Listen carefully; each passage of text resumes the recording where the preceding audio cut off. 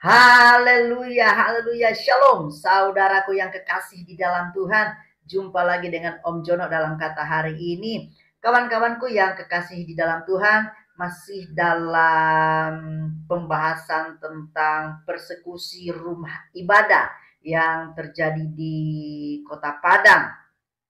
Dan saya melihat ke-9 pelaku sudah tertangkap dan melakukan hal yang sama kepada minoritas-minoritas yang lain atau gereja-gereja yang lain. Dan saya melihat ini rupanya ada terstruktur dengan rapi supaya umat Kristen yang ada di Kota Padang sana tidak bisa melakukan ibadah.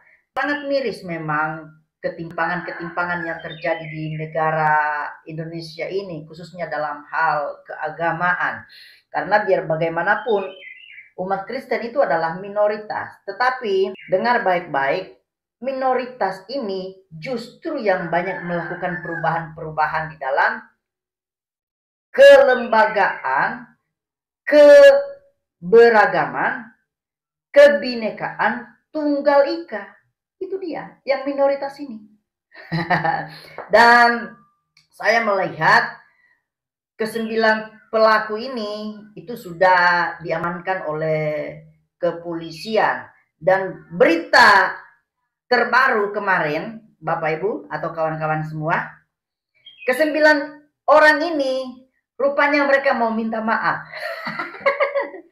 Tapi mahasiswa-mahasiswa Kristen itu mereka melakukan demo untuk menuntut ke-9 orang ini agar cepat dihukum. Karena mereka juga tentunya melakukan penyelidikan tentang kasus keagamaan ini yang menimpa orang-orang Kristen. Sepertinya tidak adil. Karena kalau kita lihat dari beberapa bulan belakangan ini, khususnya orang-orang Kristen itu dijatuhi hukuman yang lebih besar dibandingkan dengan orang-orang Islam yang selalu menista agama Kristen. Contoh misalnya Muhammad KC. Muhammad KC itu 12 tahun penjara. Sedangkan almarhum, mohon maaf, Ustadz Yahya Waloni cuma berapa bulan gitu, 6 bulan ke berapa bulan gitu. Ya, kalau saya tidak salah seperti itu. Mohon maaf kalau salah sebut. Ini ketimpangan yang luar biasa. Kalau dilihat mereka itu menggebu-gebu dalam menghina agama Kristen. Lalu ke-9 orang ini mau minta berdamai. Mau minta berdamai. Begini kawan-kawan. Orang Kristen pada dasarnya itu cinta damai. Karena memang itu diajarkan oleh Tuhan Yesus sendiri untuk berdamai. Berbeda dengan saudara-saudara yang lain itu. Ya, saya punya saudara muslim saja, ya. Ponakan saya saja yang muslim itu sangat miris. Dia bilang begini, wah itu nggak betul itu. Masa orang beribadah kok dipersekusi seperti itu? Itu orang Islam loh. Orang muslim loh ngomong begitu. Justru dia yang menyerukan kalau bisa ditangkap itu orang-orang seperti itu. Saudara, jadi tidak semua orang Islam itu melakukan hal yang sama dengan ke-9 orang tersebut. Banyak orang Islam yang baik, saudara. Dan karena ulah ke-9 orang ini, nama mereka juga ikut tercemar. Namanya Islam. Iya kan? Islam yang lain juga ikut tercemar. Kenapa? Kan orang akan menyangka, loh, kok Islam katanya agama damai, agama rukun, tapi kok kelakuannya seperti itu? Jadi yang kena juga adalah orang-orang Islam yang baik-baik. Kayak ponakan saya itu, ya kan dia juga pasti kena kan? Karena masalahnya nih nama keyakinan itu yang terbawa-bawa. Seperti itu kawan-kawan.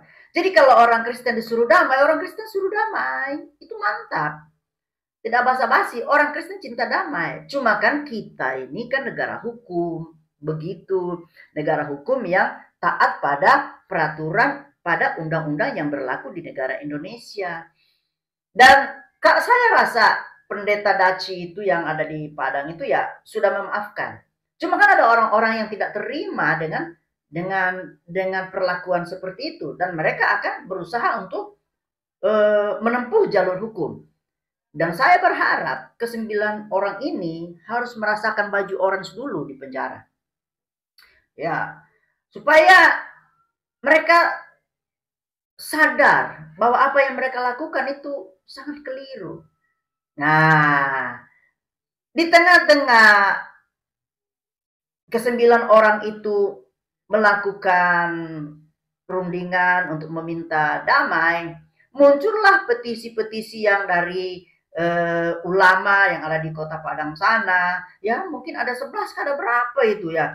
Ya, salah satunya meminta ke-9 orang itu dibebaskan. Siapa Anda? Indonesia itu negara hukum. Ya, Indonesia itu negara hukum. Dengar baik-baik. Mereka melakukan pengerusakan. Itu ada hukumannya. Jangan seenaknya aja minta dibebaskan. Itu ada hukumnya. Ada dasar hukumnya. Karena sudah melanggar aturan. Mereka sudah melakukan pengerusakan. Jadi mereka patut untuk menerima apa yang mereka orang ya berbesar hatilah, ya kan? Walaupun ada beberapa butir itu ya, ya mungkin ada miskomunikasi di tempat sana, tapi lebih daripada itu, ini nih, melanggar aturan, yaitu pengerusakan rumah ibadah. Pengerusakan rumah atau rumah ibadah itu sudah melanggar. Itu sudah keterlaluan gitu. Ya, sampai ada lagi yang petisi kemarin itu apa?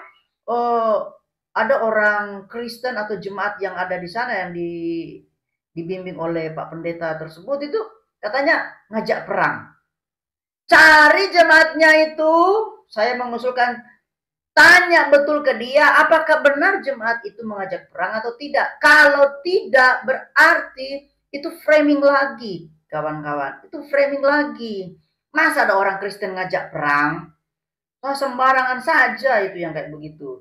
Jadi kalau sudah seperti itu, jangan mendalilkan segala sesuatu agar menjadi benar. Kalau sudah salah, ngaku salah. Persoalannya, ya orang-orang di sana itu tidak mengaku bahwa dia itu salah. Apapun yang terjadi namanya pengerusakan, itu ada konsekuensinya, ada dasar hukumnya, ada aturannya. Ya, mungkin ada miskomunikasi di sana, ada beda pendapat di sana, lah itu memang biasa. Tetapi yang namanya sudah masuk ranah-ranah pengerusakan, loh itu harus di dihukum, harus ada konsekuensinya gitu loh. Ya, jadi saya berharap orang-orang di sana terimalah kenyataan ke-9 orang itu kalau bisa ya secepatnya dihukum supaya tidak lagi melakukan hal-hal yang sama di kemudian hari.